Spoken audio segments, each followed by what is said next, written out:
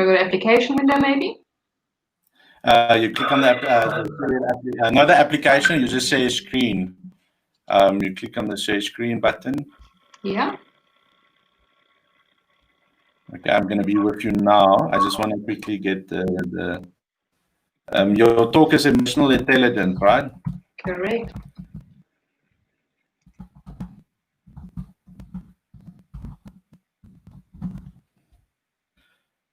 Okay, that's right. Copy. Okay. Don't worry, we have enough time. Hide this window. Oh, there's your PowerPoint slide. Nice. Broadcast, Facebook.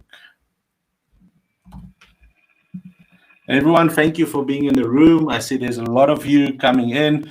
We're just setting up to go live. We have 1 minute left, then we're going to go live. I just want to make sure everything is live at the moment. So YouTube is live. So let's go. You can read more. We're going to go live with Facebook. I just want to get that going. So just confirming that I can't, if I open my presentation, I can't see the rest of the live webinar screen. Is that okay? You'll manage everything else in the background? That's great. Perfect. Yeah, I will organize everything from the background. You don't have to worry about that at the moment. I just want to make... Okay, so get your slide ready. Then I'm going to introduce you. I'm going to start recording. Okay, I see where the people are coming in. Well, there's a few people. So get your presentation right along. I see we're going live on Facebook as well. We're live on YouTube. Okay. So I just want to get the presentation up again. Okay, get your presentation ready. I see everyone. Elizabeth, hi, Chantal. Good afternoon, everyone. We can hear you as well. Great stuff. Hello, Chantal from Amy Foundation. Fantastic. Chantal knows you very well. Good luck, Chantal. Enjoy our chart. Okay, Chantal, let's look at your screen. Perfect. Okay, your slideshow is up. Beautiful. It is up. Okay, so I'm gonna mute myself and take my video off. I just want to introduce you. Okay, everyone, I want to introduce you to a very close friend of mine. Her name is Chantal Carding. She's an expert in emotional intelligence, and she's going to teach you the skill of going 2020 and beyond. Now, one thing that is special about Chantal is she climbed the highest mountain in Africa with me. She was instrumental of me surviving that climb. She was instrumental for me to making the climb a success. And there was times that we cried together. There's times that we like, how the hell did we come and do this?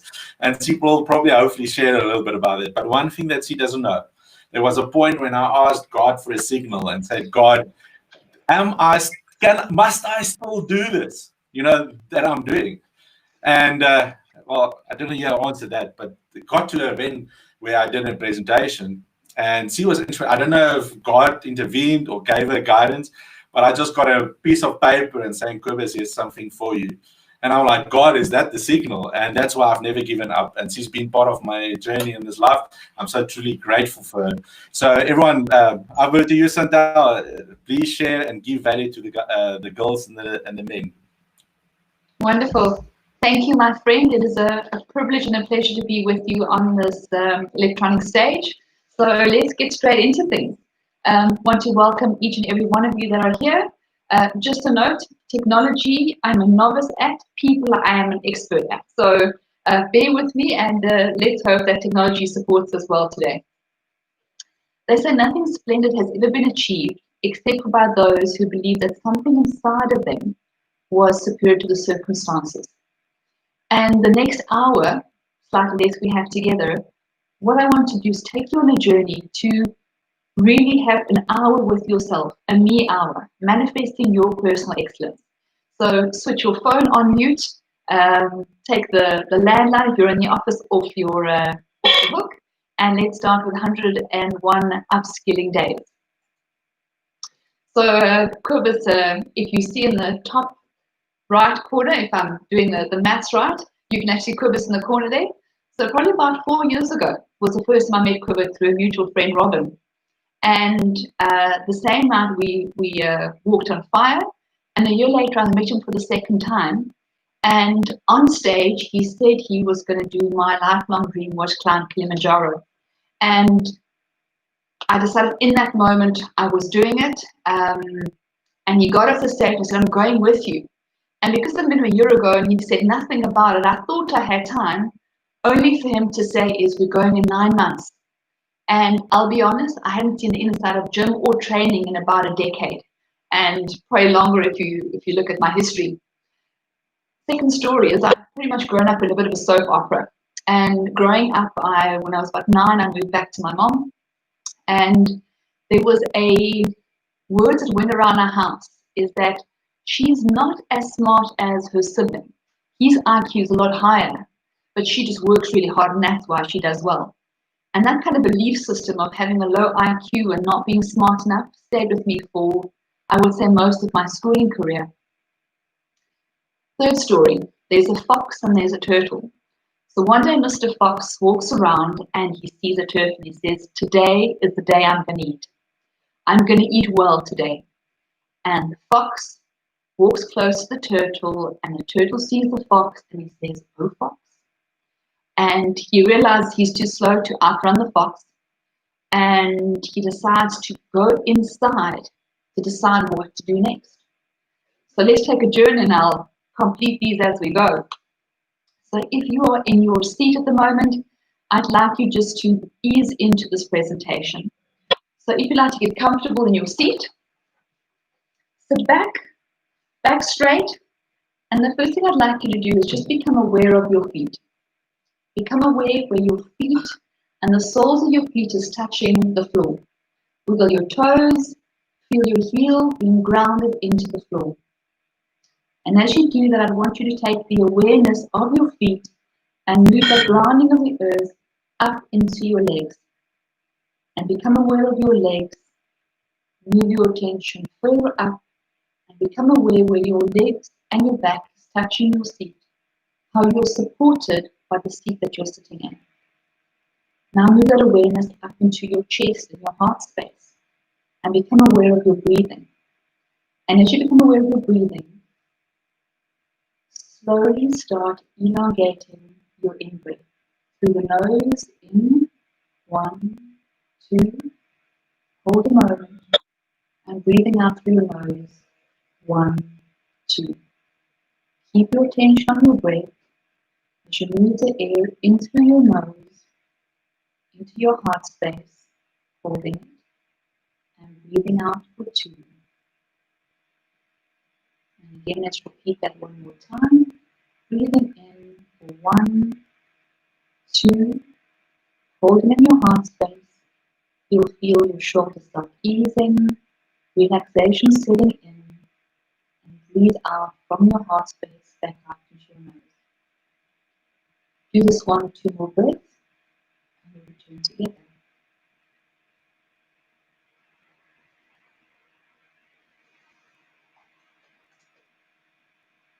So let's talk IQ and EQ.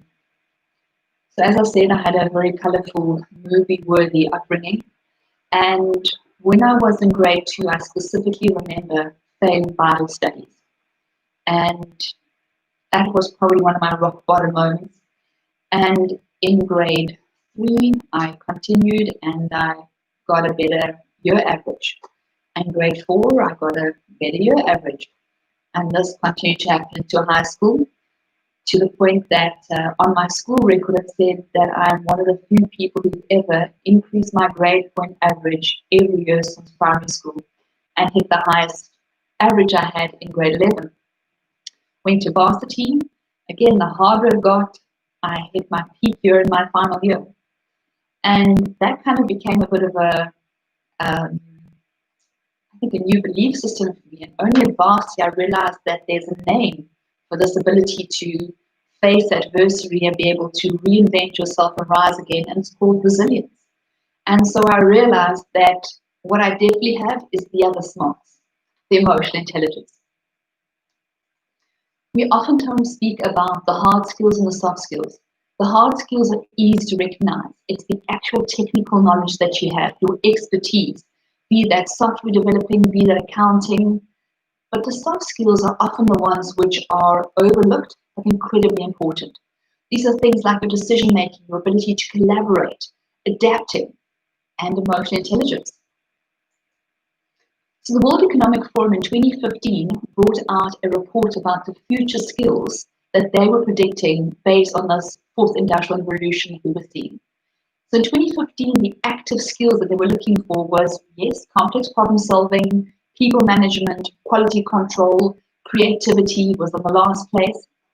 And they predicted a big shift that, yes, complex problem solving would stay number one, but things like creativity would move up. Quality control could disappear and move to service orientation. And the newbie to the list was emotional intelligence on number 5. We come to 2020, and at the beginning of this year, LinkedIn showed the predictions to be true. Soft skills, most requested and most in demand by companies advertising and sourcing skills on LinkedIn. Number 1, creativity. Number 5, emotional intelligence. The hard skills, again, this technology revolution they were predicting had become reality. Blockchain, most in-demand skill, probably a 33% increase from previous year. Analytical skills and artificial intelligence. A new report was brought by the World Economic Forum in 2018, looking at what would be the prediction for skill set in 2022. And there was a massive decline in manual dexterity, still a big increase in innovation and analytical skills. We saw people needing a demand for technical and technology installations and maintenance. It moved to technology design and programming. What we saw about people management replaced by leadership and social influencing. Use of technology to creation. And again, emotional intelligence still in the top 10.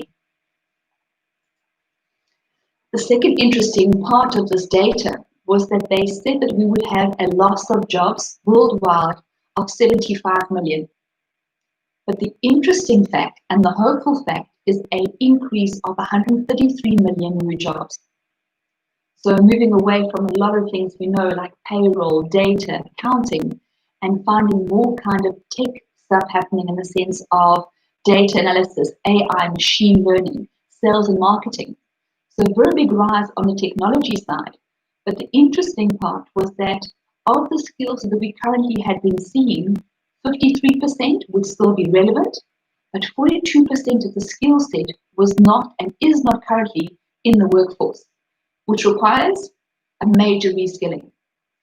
So what they're predicting is by 2022, every single person would need 101 days of learning, a third of the year, which most of us don't have in this do less with more kind of environment, is we would need reskilling. The skills gap increasing and a major rise in 2 particular areas. One, the obvious high-tech skills, but the second one, which was predominant on this particular list, was specialized interpersonal skills. What we saw was particular rise in about 7 professional business areas: care, engineering, cloud computing, social skills and interpersonal, sales and marketing and content development, green jobs, green supply chains, green culture, people and culture, and project management. McKinsey did a report around a similar time, about 2018, and what they showed us was this move away from the physical manual skills to not just cognitive skills, but higher cognitive skills. A massive increase. And I think the interesting part is what we've seen in this revolution of data and AI is that the speed of progress is compounding. They're predicting this kind of skill set shift by 2030. In my mind, I think we're looking at 2025, if not sooner. Still, this big rise on social and emotional skills, our EI, and technology skills. So a question I want to answer for you later is, what made a 16-point difference for students writing their SAT exams? We speak about leadership so often in business, and in this age of disruption, we're finding that there's a big need for smart leadership, made up of the following 6 intelligences. The 2 that stood out to me quite predominantly is moral intelligence, transformation intelligence. We're living in the world of black swans and AI. And the third one social and emotional intelligence. In the last 20 years I've spent in the people industry, particularly focused within the supply chain industry, which is in the forefront of development and innovation. We've been seeing this trend of a move to an agile leader. In performance, we've seen the move from execution and cost cutting to outcomes and revenue maximization, a simplification to accepting complexity and mastering it, moving from uncertainty and moving to being more adaptable. In terms of decision making, so often I still see that we're looking for the right answer. But in today's age of fast moving, we need to be fast decision makers.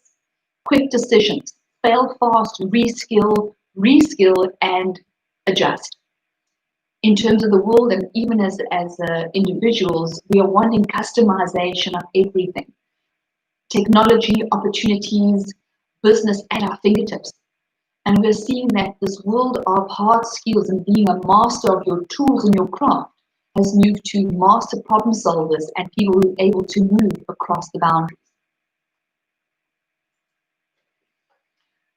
So what we're seeing is the fear of the present, even living in this COVID pandemic times, is even before this pandemic hit, I believe we were already in the perfect storm. Innovation, game changers, of black swans, of economic uncertainty, of accelerated innovation, and fear in the now is a disruptor to the future. And that's where I think that emotional intelligence can be the game changer. And I'll show you. So in terms of emotional intelligence, so armed with a clear mission statement that I had developed and some training, myself, Kobus, and a couple of friends and acquaintances, we reached the summit of Kilimanjaro. And that was in the first in my summits. Probably a few months later, the Amy Foundation, sending you guys so much love, asked me to do a 5-kilometer walk after doing 100 kilometers in minus 16 degrees, a 5K walk barefoot on the promenade on a winter's day, and I assumed to be a walk in the park. You say, by the blood blisters, it was not. It was a great lesson in minimizing my shigo and upping my mental practice again. And within a couple of months period, about 9 months later, I was due to go to India. And right before that happened, we had a really big tragedy that a very close family and work community lost an entire family in a car accident. I spent most of the days before flying to India crying and being pretty much an emotional mess. And when I committed to getting to India and I got there on the Saturday, they said to me, "You do remember that we're doing a 5-kilometer walk, 40 degrees Celsius, bitumen, tar road." And I was like, what have I done again? So on this road to 5 kilometers from a river to Puttapati, I was in 100% pure agony. And with every step, I would go into the sand and I would get stung by thorns and go back onto the tar, and it would be hellish. And if I saw dried cow dung, that was relief because it wasn't tar. And I made it through my mind focused, managing my emotions, and I got back to the temple. I got the 5 kilometers done. And when I got to the temple, I realized that I'd made it. And after 5 kilometers, I never burned. And it all came down to the emotional intelligence. So let's talk about the science of emotion. So if you've got a pen and paper with you, I'm going to take a quick minute and ask you just to write down all the emotions you experienced in the last 24 hours. So just quick pen and paper, if you want to get that ready, and write down all the emotions you can recall of the last 24 hours. And I'll give you 45 seconds to do that.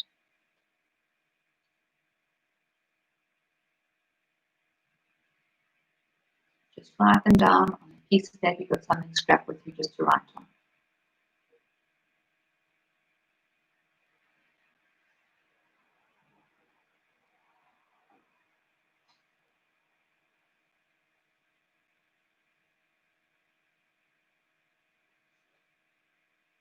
Thomas, if you're able to open the mic, and would be great. Give you a few more seconds just to write down emotions you felt in the last 24 hours.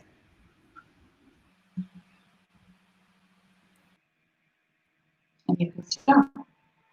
So if you want to just kind of type into the comment box the number of emotions that you had in the last 24 hours. So just count up the number, how many emotions you had in the last 24 hours. And Kobus, if you can see those, just if you wouldn't mind just to shout out some of the numbers you see. Okay. Liesel says 11. Wonderful. Any others? Mike, 8, Edley 5, Carla 8, Santel 9, Rob 4, Beautiful. Loretta 7, Tina 6. Fantastic. So the interesting fact is that 4. Beautiful. Thank you, Kobus. So what we find is by research is that we only are consciously aware of 15% of the emotions we experience. They say we have as many emotions in a day as we have thoughts. And I think many of us can know that the amount of thoughts we're so aware of and they just keep going. We have as many emotions as thoughts. So what I want to do is use the following list and give you a couple of seconds just to look at that list and see and help you just to recall other emotions that you felt in the last 24 hours to bring more into your consciousness. And again, I'll give you 45 seconds just to do that.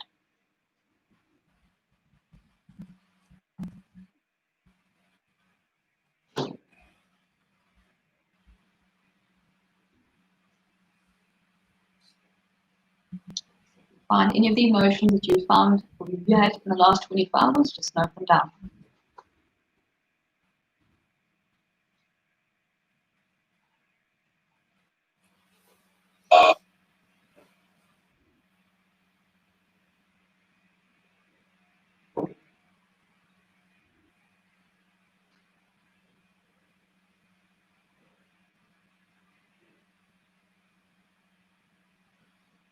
Wonderful. We're just going to park that list for a second and just show you the next slide. So the way we feel influences our decisions, our behavior, and our productivity. By example, is if you just had a pay raise or an increase to your salary, your likelihood of having road rage on the whilst leaving the office may be quite lower.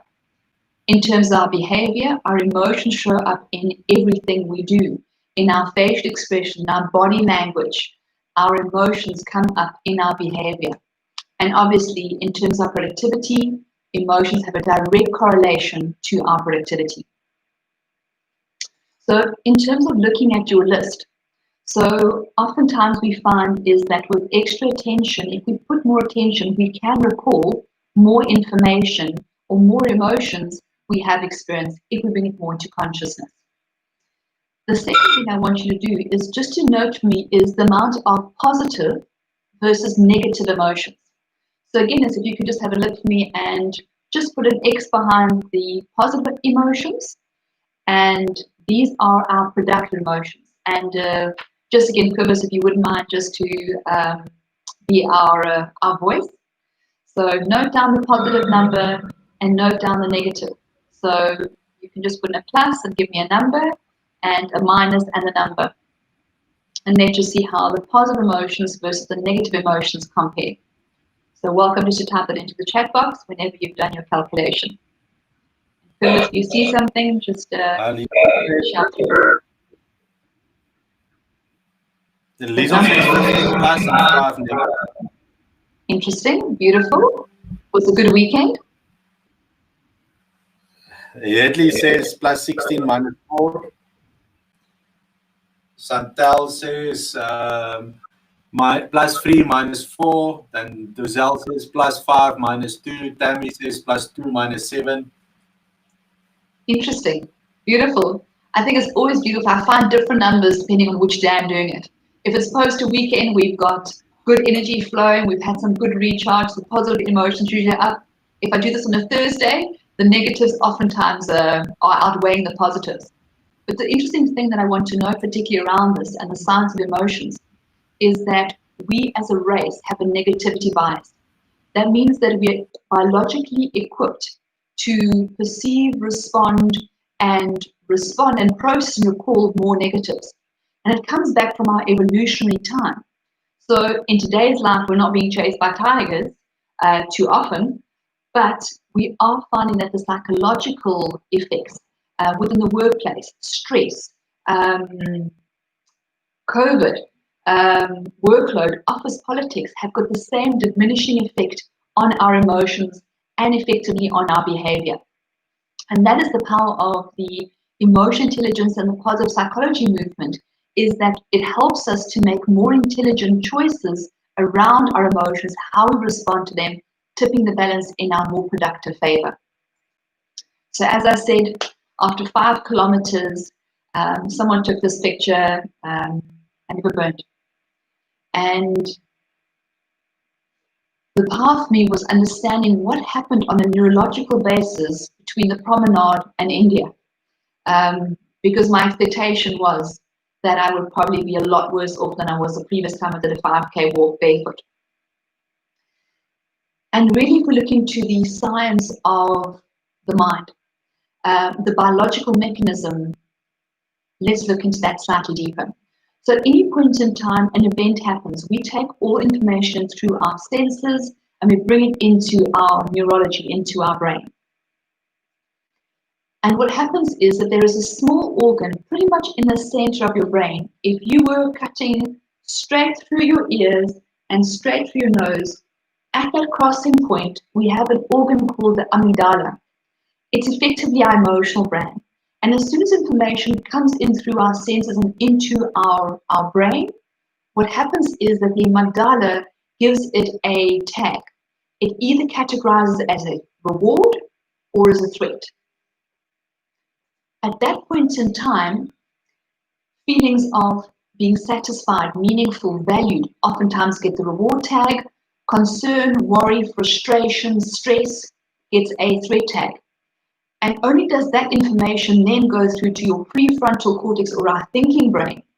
And if we have tagged the reward state, we find that we're able to think more laterally, more creatively. We engage more. Innovation and expansive thinking, broadening effect is the end result. We're able to learn a lot more in that situation and those kind of states. If our brain has tagged the threat state, we find that there is a diminishing of our cognitive ability, a more of a narrowing and a limiting. We become a lot more biased in our views, and we also are less objective in our thinking. And as we said, our prefrontal cortex really is our thinking brain. And with that together, it then determines our decisions and our behavior. So our emotions has a really big implication on how we can take the world on creatively or a lot more responsibly or reactively. So what is emotional intelligence? For many people, it's this enigma. But in short, it's a set of skills that help you to better perceive, understand, reason, and express and manage your emotions effectively, as well as those of others and within others. Applied emotional intelligence underlies our self-awareness, our empathy, our leadership, and our resilience. The most beautiful thing about emotional intelligence that I've come to learn is that it is a learnable and a measurable skill. Unlike IQ, oftentimes, it is something that you are able to grow and you're able to develop. So the model of emotional intelligence that was designed by Genos International really has taken emotional intelligence and all the models across the world and combined it into one comprehensive and Rolls-Royce system.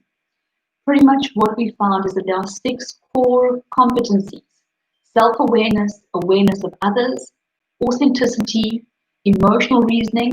Again, as that neuroscience explains, it's being able to get into this expansive mental state, utilizing your emotions and your intelligence together to make more expansive and better business and personal decisions. Self-management and inspiring performance or positive influence. When you are able to coach and educate in these competencies and upskill yourself in the art and the science and the joy that is emotional intelligence, we move into more of the productive being states, being more present, more expansive in your thinking, and more empowering and resilient.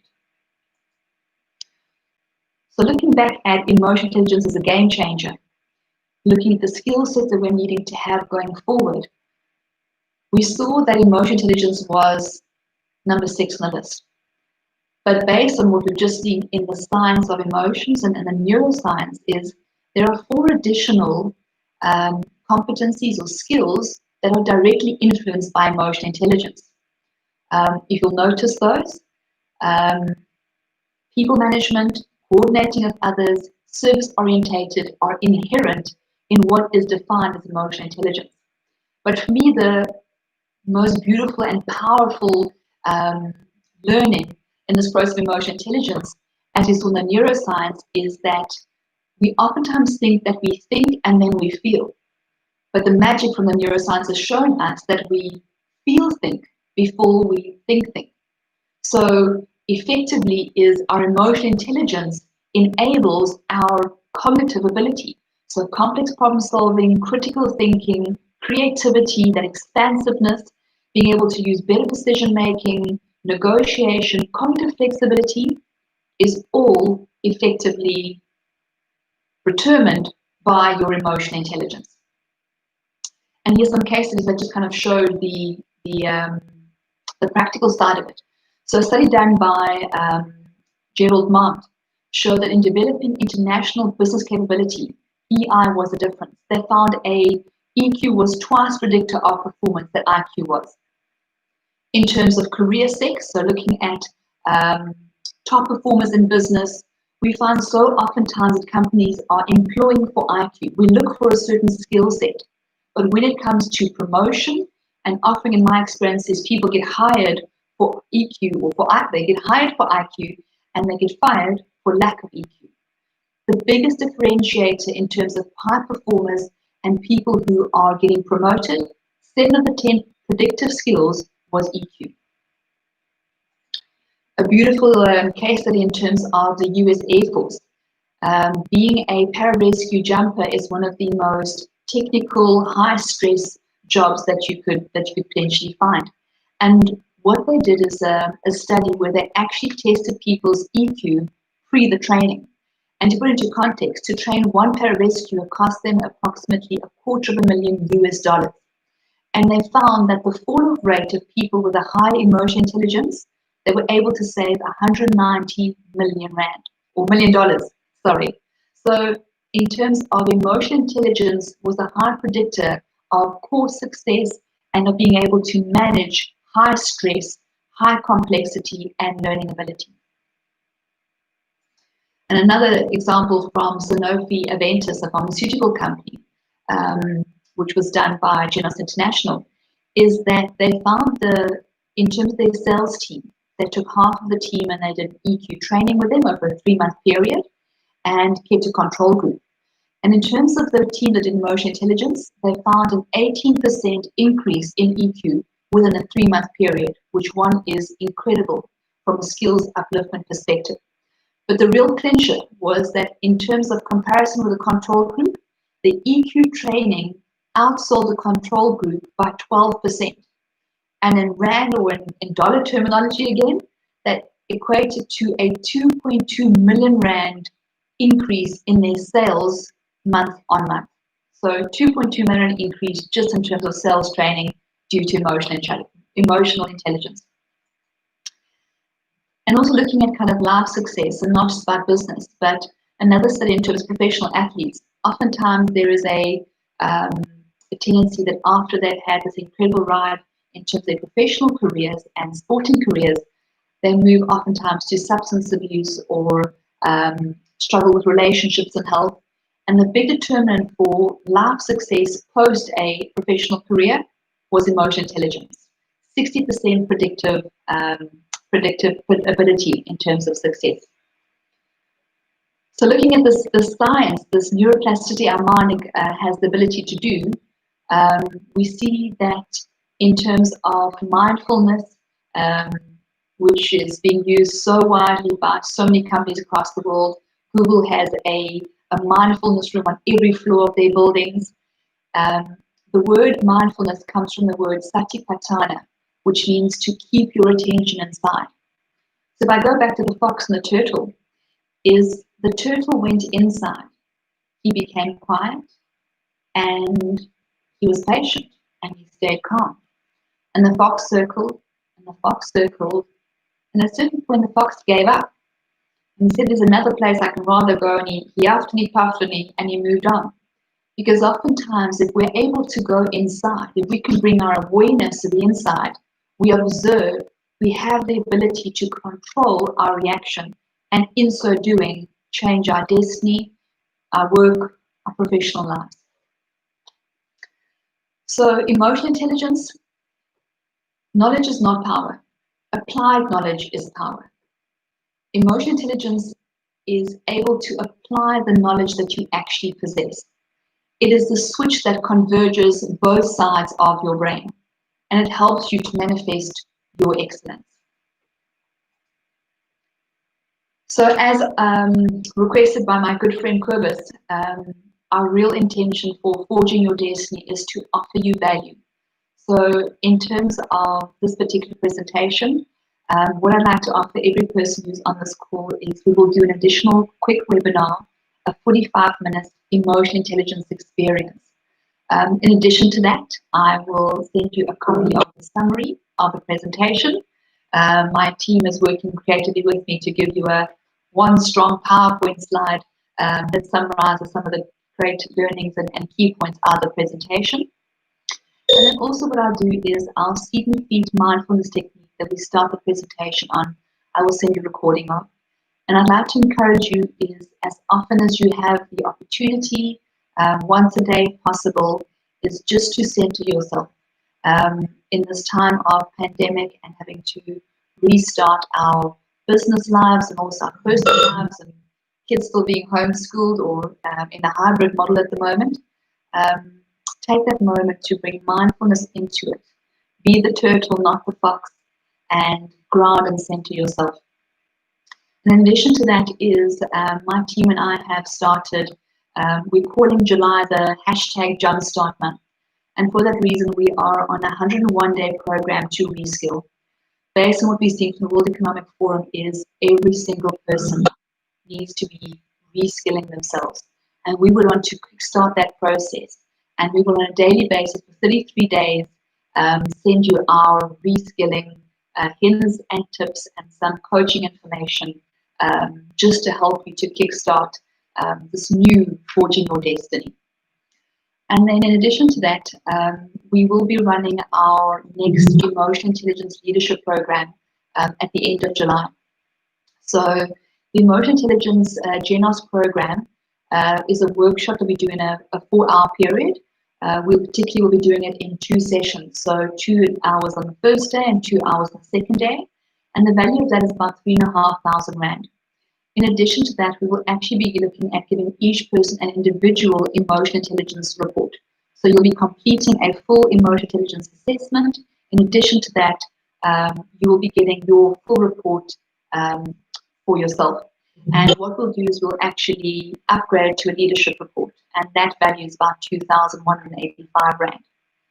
In terms of the workbook, what will be included is the workbook, which we'll send through to you electronically, which will cover full emotional intelligence, the neurology or the neuroscience, emotional intelligence model, more mindfulness practices, resilience, and looking at leadership strategies to help you to be able to create a more productive and a positive workforce and workplace.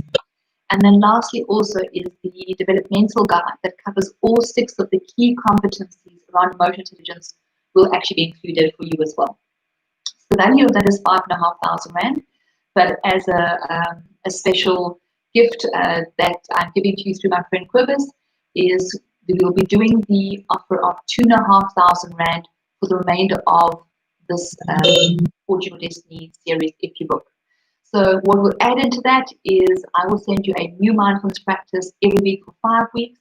We're creating a accountability support group for you for the next 33 days with daily coaching and insights.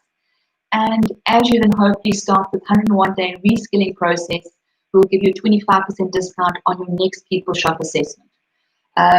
And then particularly for today, anybody who registers to join today will give this whole concept, Leadership Emotion Intelligence Program, to you for 1995.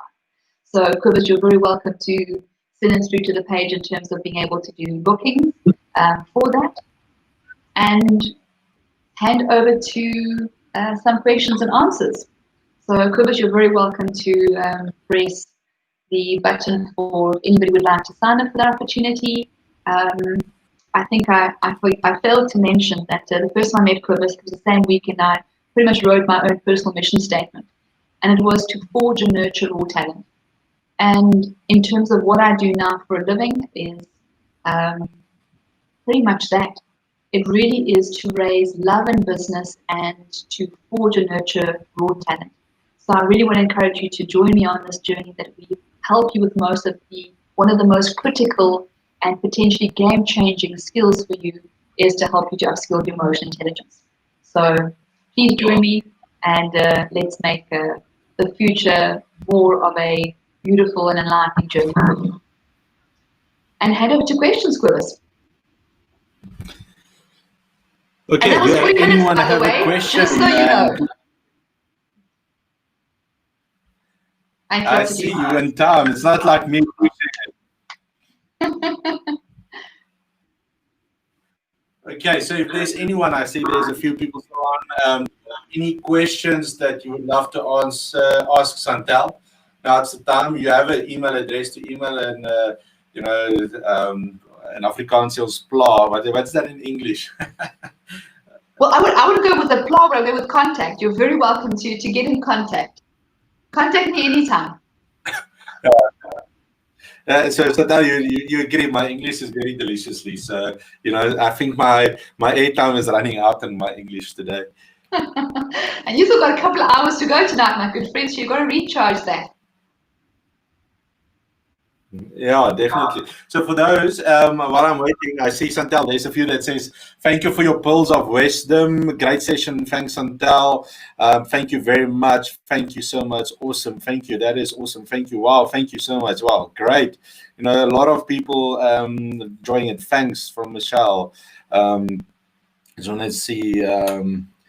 Someone asking, is this recorded? Yes, it's recorded. You're welcome to, if you go to the site, the replay will be on tomorrow and you will be able to rewatch this recording. Yeah, that is so far. I'm looking for if there's any other questions. Anyone tonight again, there's someone say, good insight, great insight, Chantal. Thank you so much from Alan. I think the one thing is tonight we have PG Paradigm coming on. He's going to be on at 8 o'clock, and then who's at 7? Let me see who's at 7. Chart. No, not Chart. Chart is not tonight. Well, Chart got airplay. No. Okay, so tonight is Gray. Gray from, I think it's East London. We're talking about adapting in a volatile, uncertain, and complex times. And then we have WTF, What Must I Do Next by PG Paradigm. So we have 2 more talks tonight at 7 and 8 o'clock for you to join. If you don't know how to register, I've posted the group in. Yeah, Graham, you from PE, you're listening. Graham is up tonight, so if anyone want to listen to a great speaker, please get to contact with him. Santel, Dankie, thank you from Aubrey Dada. I don't know if you know, it's Carla. Thank you for your pearls of wisdom. Thank you so much. That is the questions for now. I don't think there's any more. But let me see if there's on Facebook. Wonderful. So just saying again is we are launching this 101-day upskilling challenge. So please do follow us on social media as well. Join our People Shop movement, and let's try to raise the consciousness of business in our continent and by default the world. Thank you very much. It's an absolute pleasure to bring you today, Quivers. Much love and gratitude. Yeah, thank you. Yeah, someone just said EQ is the most critical skill right now. So someone agrees with you on that. Sonia asked, do you have a social media page? I do. So Sonia, I believe that Quivers will have your email address, and I will actually just get that posted for you in the comments. Not that I know how. If Quivers doesn't know how to get my screen going, I'll put it in there for you. But yeah, please find me on LinkedIn. I think we've now got a Twitter, a Facebook, all those things going. And Sonia, I'll definitely make sure that we reach out to you. So as I saw another 2 months, I got this beautiful video from someone last night, and it was about a dad sitting and reading the newspaper, or a mom watching Pinterest, which suits you best. But a parent and a child coming across and saying is, I want your attention. Please, can we play on the floor? And the parent says, I'm busy with the newspaper. And again, the kid comes back and saying, please, I want to spend some time with you. Give me your time. And the parent's like, I'm just busy with the newspaper. And so, of course, us parents being the geniuses that we are, the parent then sees there's a picture of the world, of the globe, and takes it, tears it out, and cuts it into small pieces, and just get here, go and do this puzzle, and come, and when you come back, then we can play. Thinking, now I've got time. And within a minute, these little baby geniuses, as they are, the son arrives back and he says, Dad, here is the puzzle. And his dad's like dumbfounded. How did you get it to be done so quickly? I mean, that was intricate. And he says, Dad, on the other side of the world was a person. And when I put the person back together, the world was just fixed automatically on the other side. So I encourage you to tap into your humanity, and together we can raise consciousness. Yeah, so tell someone's asking, how is sales performance linked to EQ? It really goes into these competencies of being able to read individuals, take the pause, looking at even negotiating. If you are able to create the right pause, if you are able to do the stop tag in your mind and move more into the reward state versus the threat state, it has a direct implication on everything. It comes down to the second competency of emotional intelligence that we use with Generals International is awareness of others. And oftentimes what we do is we focus on what I want to have. If we start paying attention to others, that differentiator allows you to convert more sales because it makes you more aware. If you're bringing more authenticity into it, and I think there's I'm not sure, it might be one of the speakers who's also speaking about authentic leadership. If you bring your most authentic self, people buy people. If you have a human connection, if you are listening to what people want, I think we are at the point of not just being active listeners, but active learners. That's when you're able to convert any kind of business into sales, into profits. Like I said, we think we need to think to make magic happen. We need to feel to think to make magic happen.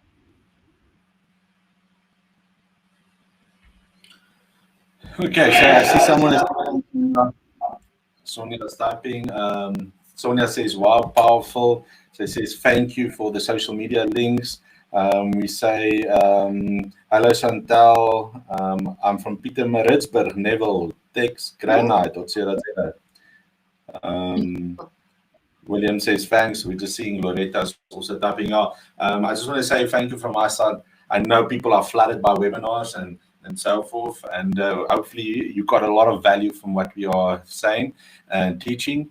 For me, the main thing is that we are available after this. We're not like other guys, not going to get reach of hold of us. You have our email address. Please reach out. Set up a call with the speakers. Everyone is open to do a call with you. So, you just don't need to book a time. But I think Chantal as well. So if you feel like you just need a little bit more advice and a little bit more guidance, before you can commit, please reach out to Chantal and all of the other speakers.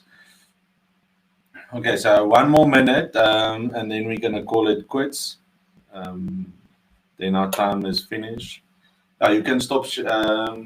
Does one have different degrees of thinking critical on an emotional intelligence level? Do you understand, Chantal? Read it one more time to me. Does one have different degrees of thinking critically on an emotional intelligence level? Different degrees. I think the one thing I would say in response to that is that I know. This is beautiful if you want to go and look at it. If you put in the word growth mindset, is that and that's growth mindset and neuroplasticity, is that you are able to mold your mind. The most beautiful analogy I can give you is that what happens in our lifetime is that we choose a behavior, or we make a decision, we choose a behavior, and what happens in your mind is almost like a ski slope of snow. And every time you make a decision, the path kind of gets sort of paved. And what happens, we keep defaulting to certain patterns, and they become these deep ingrained sort of neural pathways. But due to emotional intelligence, neuroplasticity, this growth mindset, because we have at our disposal the most beautiful gift in this mind, and we only use like, I don't know, 3% or 5% of it in genius cases, is what happens with emotional intelligence and with things like mindset change is that you're able to literally put a fresh layer of snow on this mind, and you can create new neural pathways. So the potential for you to reach exponential differences and be more critical in your thinking and enhance what you got is 100% possible. And I think, again, just speaking for many of the other speakers that Kobus was able to line up, there's so many talks around mindset change. If you are able to access your mind in a different way, is critical thinking and being able to reach different levels, I think there's always a way to level up and get to a higher level of critical thinking and tapping into more of your emotional and your mental capability.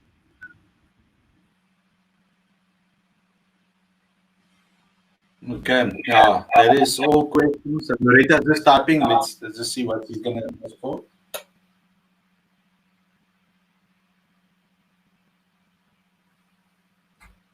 So he says, thank you, Santal. Okay. Santal, any last words, and then we can stop the session. Absolute love and gratitude. And as my friend Kobus will say, met liefde. I do all I do with love, and it's an absolute pleasure to share your time with, or sharing your time here together. And I'm really grateful that you spared the time. So I hope to see you again next week, Thursday, when I think I close out with Kobus again. Yeah, definitely. Santal, thank you, guys. Guys, girls, this is me signing out. See you on tonight with Graham Latergan and also PG Paradigm at 7 and 8 o'clock. Please join us and learn a lot from these great speakers. Thank you, Santal. Have a beautiful day. Blessings to all. Bye.